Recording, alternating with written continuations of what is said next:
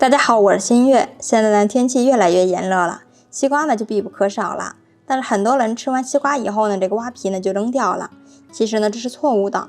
西瓜皮呢有着很好的营养成分，可以做各种各样的美食。今天呢就来给大家分享一个清脆又好吃的做法。这个西瓜呢是刚刚吃完的，我们这个瓜皮里面的果肉呢一定要刮得干净一些，然后反过来用削皮刀把这个西瓜的外皮给它去掉。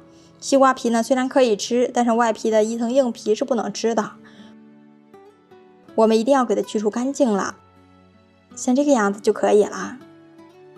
瓜皮全部处理干净以后，我们用刀来切一下，直接像这样从中间对半平开，用刀把多余的这个西瓜果肉给它削下来，像这样就可以了。然后直接切成菱形块，个头呢像这么大就可以，千万不要切得太小了，那样的话口感就不好了。然后我们依次把剩下的全部都给它切完，全部切完以后收在一个大一点的盆中，然后在盆中加上2勺食用盐，大概10克左右，然后加入3勺白糖，大概15克左右，中和一下盐性。全部都放在西瓜皮里面，食盐和白糖的结合呢，可以让西瓜皮不那么的咸，也不那么甜，中和了味道，对烹饪呢是不会产生任何影响的。然后我们像这样下手给它抓捏一小会儿，让每一块西瓜皮上面都沾裹上食用盐和白糖。在抓拌的过程中，你就能感觉到这个西瓜皮呢已经开始出水了。我们抓拌均匀，让它在盆中自然腌制10分钟。接下来呢，我们准备半个洋葱，先切掉2头，然后从中间对半切开，像这样随意的切成小块，然后再给它们抖散，让它们一片一片的给它们分离开。切好以后收拢起来，再准备几瓣大蒜，先切成厚厚的薄片，切好以后收入碗中。再切上2片的生姜，不喜欢的呢也可以不放，然后像这样给它切成姜丝就可以了。切好以后和蒜片放在一块，再去小菜园里面薅上几颗小葱，直接切成葱段，放在碗中备用。接下来呢，我们调个料汁，碗中加入15克番茄酱，半勺的生抽酱油，5克米醋，5克白醋，1勺白胡椒粉，1勺盐，1大勺白糖。我们先用一个勺子顺着一个方向搅拌均匀，让这些调料全部都融合到一块。搅拌均匀以后，我们再倒上适量清水，大概50克左右就可以了。然后再次搅拌均匀，让水和调料充分的融合在一块。搅拌均匀以后，在里面加上1勺玉米淀粉，再次搅拌均匀。最后呢，搅拌至没有一点干面粉，像这样的稠稀状态就可以了。我们的料汁呢就调拌好了。这个时候呢，我们再来看一下我们的西瓜皮。这个时候呢，它的水分就已经杀出来这么多了。现在瓜皮的状态呢，就已经变得软塌塌的，非常的有韧性。它这样的状态呢，做好以后的口感才是肉肉的，像这样就可以了。我们也不用把它的水分杀得太干了，像这样变得软塌塌的时候就行了。然后在里面加上滚烫的清水，下手抓洗一下。这一步呢是为了把它的盐和白糖给它清洗掉。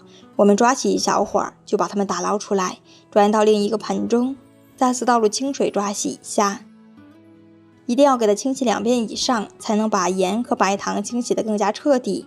同样呢，还可以把这个瓜皮清洗得更加干净。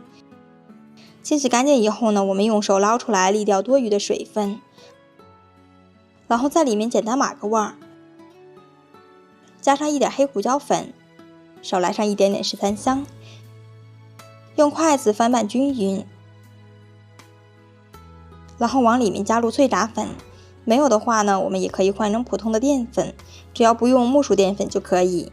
当炸粉放进去以后，我们用筷子去翻动它一下，让每一块西瓜皮都沾裹上一层干粉。这个干粉呢，我们可以分多次少量的添加，边添加呢边观察它的吸水量。这个干粉呢也不需要加入太多了，只要能把这个瓜皮的四周全部牢牢的粘裹上一层就可以了。